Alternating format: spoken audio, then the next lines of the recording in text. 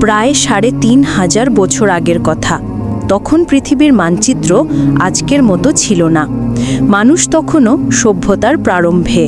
ছিল না উঁচু অট্টালিকা, আলো ঝলমলে রাস্তা কিংবা যান্ত্রিক জীবন। সূর্য অস্ত গেলে মানুষ নির্ভর করত প্রকৃতির ওপর। বিশাল মাঠ জুড়ে চাষ হতো গম, যব, খেজুর আর আঙুর। নদীর পানি ছিল সবচেয়ে বড় সম্পদ। আর গবাদি পশু ছিল না শুধু জীবিকার উৎস, বরং মর্যাদা ও গৌরবের প্রতীক। কিন্তু সমাজ তখন ছিল জটিল।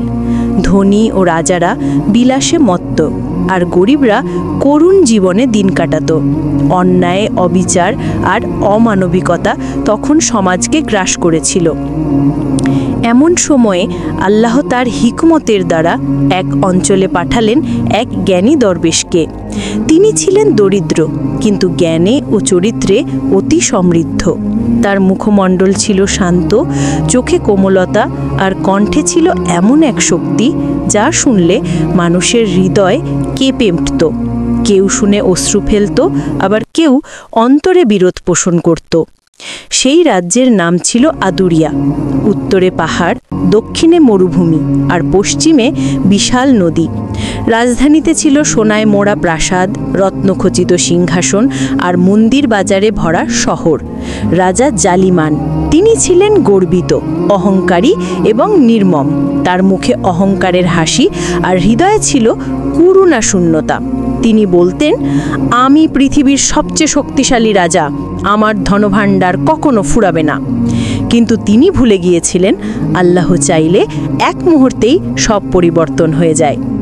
এদিকে দরবেশ হাকিম, ফাটা পোশাক, হাতে একটি লাঠি, কাঁধে একটি ছেঁড়া ঝোলা। তার মধ্যেই ছিল শুকনো রুটি, পানি আর কয়েকটি খেজুর। তিনি গ্রাম থেকে গ্রামে ঘুরতেন, মানুষকে শেখাতেন সত্য, ন্যায় ও আল্লাহর প্রতি ভালোবাসা। তিনি বলতেন, ধন তোমাদের পরীক্ষা, অহংকার নয়। গরিবদের হক দাও, নইলে একদিন সেই ধনই হবে তোমাদের বিপদ।